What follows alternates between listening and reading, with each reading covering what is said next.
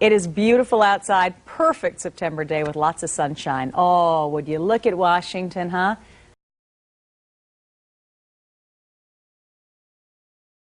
This just in, you are looking at obviously a very disturbing live shot there. That is the World Trade Center, and we have unconfirmed reports this morning that a plane has crashed into one of the towers of the World Trade Center.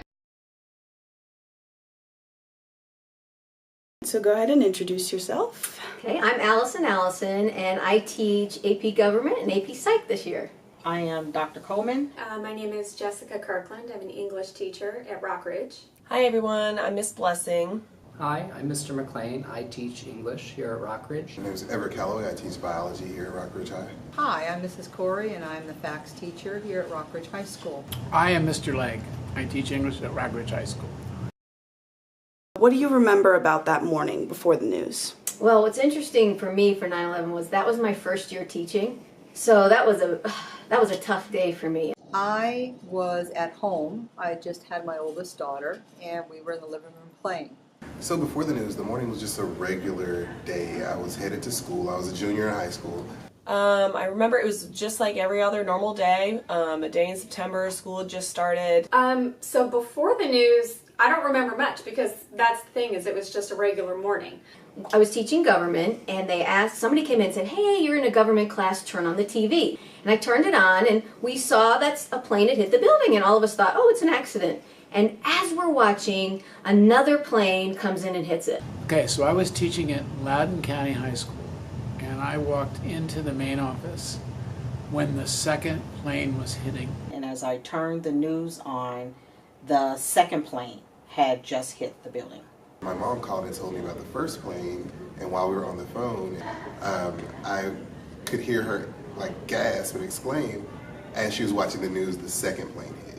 My 8th grade English teacher, Mrs. Eber, then explained to us, and I remember the exact words she used, that a plane, and I can't remember at that time if it was 2 planes, but a plane had kamikazed into the World Trade Center. That was her exact phrasing. And I looked around my classroom because I knew, oh no, this is no accident. And I just was like, you guys, we can't do anything about this right now. We're going to just go on in our lessons. And I just did my best to go on. Then I kept staring at it, and I realized that something wasn't right, and I watched the building go down, and I was appalled. I felt probably the most helpless I've ever felt in my life. And so in the 17 minutes between the first plane hitting and the second plane hitting, we felt the world shift on its axis. Why is it important that we, even those who weren't alive on 9/11, remember what happened that day?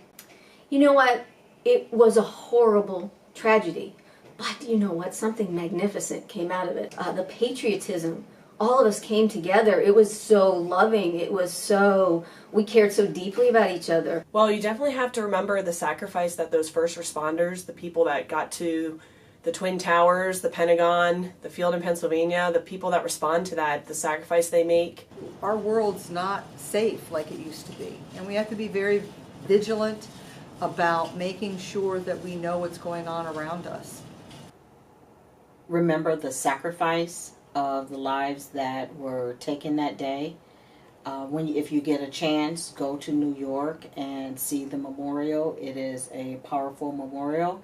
You know, challenges will come, but I'm telling you, the beauty that can come out of challenges is much better. There's more good in the world than bad. Just look for it.